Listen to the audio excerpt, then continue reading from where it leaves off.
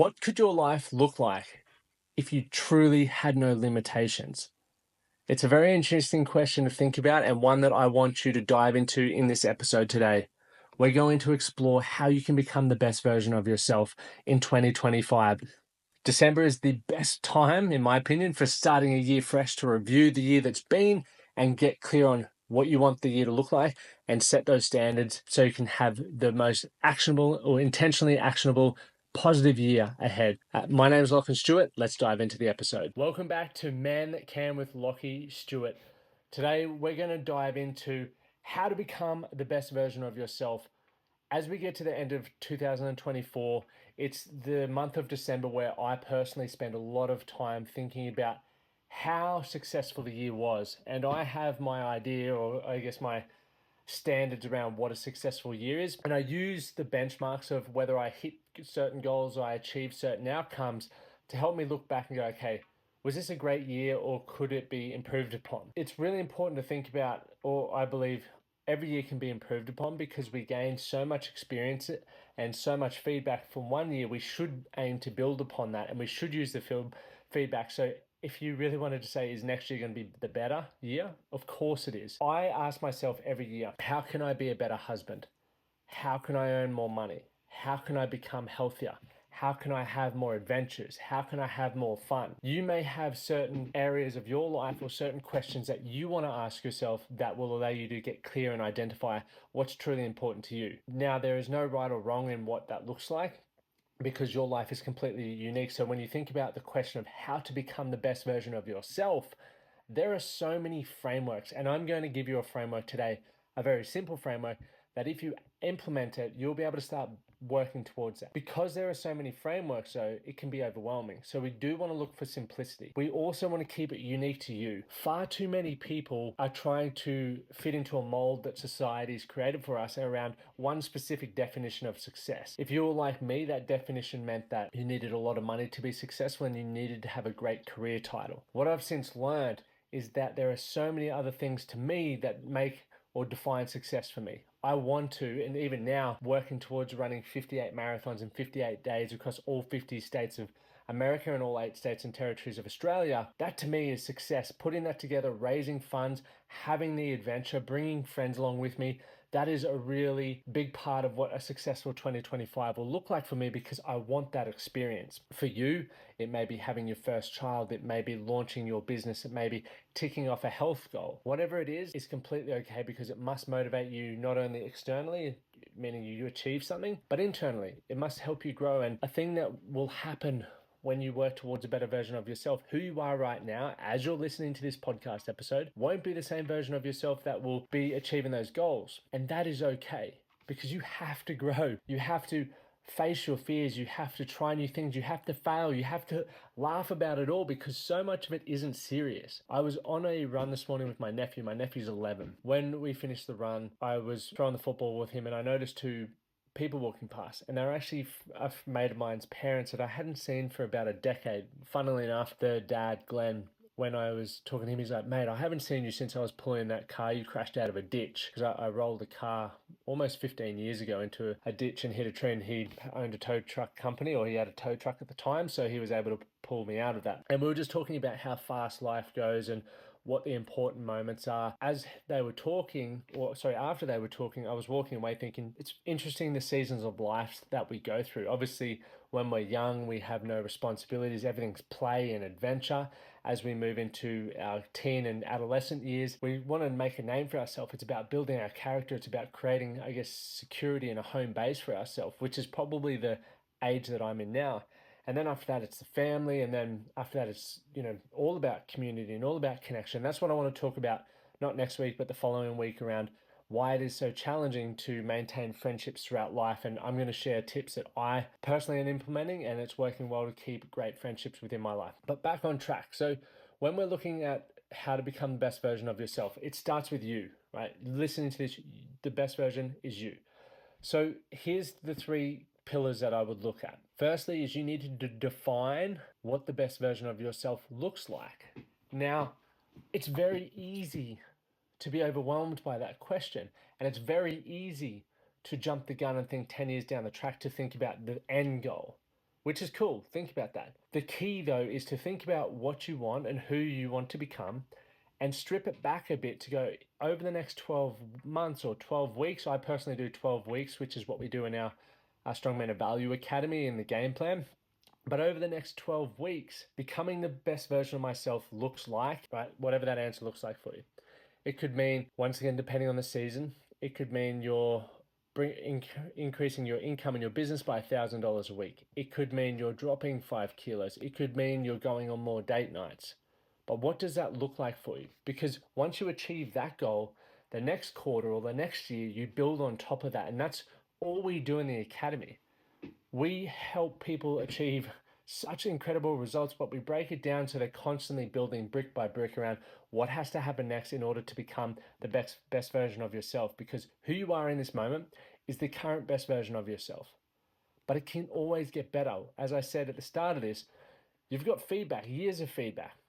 You can use that feedback to learn how you want to grow or which areas you want to grow, what you need to do, which takes me to key point two, identify key actions. What are the key actions that are going to help you achieve the defined best version of yourself? What are those things that you need to do? Not all of them, but the key ones, the ones that if you were to do them and only them, they would have the largest improvement on you achieving that outcome. So we've got define number one, define the best version of yourself, and whether that's give yourself a time frame. I think goal setting is perfect for this. It gives you that time frame to work towards. So 12 weeks, 12 months. I personally, and you've definitely heard me talk about this, I used to talk about 10-year vision, 5-year vision, and I think that's important because it does shape direction. What I've learned over the last decade, though, is things change so much, and who I am has changed so much that what I was working towards isn't as important to me as it once was. So I don't hold those outcomes as tightly or as, I guess, strongly in my hand as I would a 12-week goal, because a 12-week goal is something that is far enough away that you can achieve it, but it's also close enough that it still has that urgency and you can change it if you realize that you don't like it, okay? Which is a very important thing because a lot of men that I've worked with really don't like making decisions because they are fearful of making the wrong ones. And the only way you're going to really figure out if it's right or wrong is by doing it. I want you to understand this, and this is something that I guess I really understood and it sunk in 2015, is that every action has an opposite reaction. So what do I mean by that? Let's say for 2025, you define the best version of yourself. And let's say quarter one, the definition is that you want to improve your communication. Actually, I'm going to use myself. So quarter one of 2025, I am wanting to do something that no one has ever done before. I want to challenge myself mentally, my mental resilience. I want to explore in a way that no one's ever explored, and I want to spend quality time with friends. Now, that decision for quarter one has opposite reactions. So while I'm working towards one, the adventure and experiences, two, I'm challenging my mental resilience, three, I'm hanging out with friends, some of the opposite reactions is I'm spending 70 days away from my wife. That's challenging. I'm not working as much as I should be. Okay, and I'm not having that home base that gives me peace and security and safety, essentially. So the understanding that every decision has an opposite reaction, or every action has a reaction, means you can prepare for what's to come. Now, you can't be fully prepared because there's always going to be things that pop up that are out of your control. If you're mindful of things, you can prepare for them. So things that I've had to get clear on is I've had to work out how and have conversations with my wife around how she feels about me going away. Not only my safety, but the time apart. How are we going to communicate? What kind of communication would she like? FaceTimes daily, certain things. We have to put rules around that and standards because I don't want any of us getting upset or frustrated and putting tension or stress, or sorry, more tension or more stress on the relationship than it probably already will. The next thing will obviously be from a work perspective. I've finished up with nearly all my one-to-one clients. I am keeping a few that I know I'll be able to manage the time with. And then we've got our academy. I know that there are going to be days and moments where I'm tired and I'm fatigued, but I have systemized what it takes to achieve outcomes for people that I will be able to do that. So work, while it won't be growing, fingers crossed, it won't be declining. Best version of yourself. I want you to think about that now. What does that look like? What does that feel like?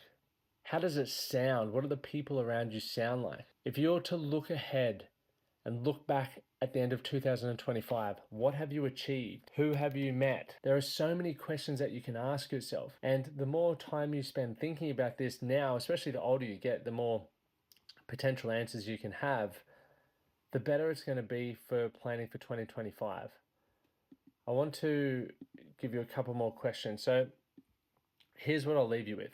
And this is a very sharp episode this week.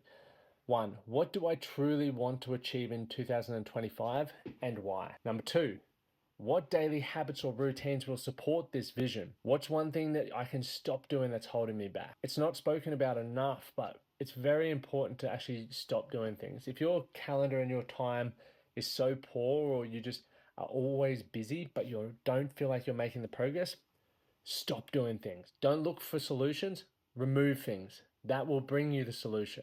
So definitely start there with that. And finally, how do I want to feel on December 31st, 2025? There's some things to think about, gentlemen.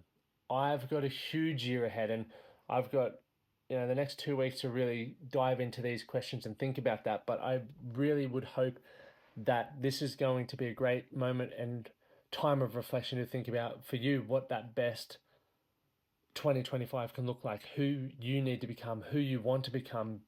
If you had a great year, you can still build on that. If you had a shocking year, you can definitely build on that. It doesn't matter what position you're in, how you're feeling about life, you can always grow.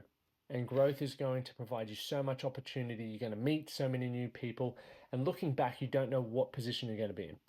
I think about the support that we've had for the 58 marathons.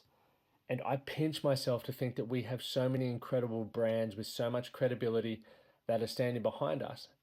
And it's not because this is my first challenge.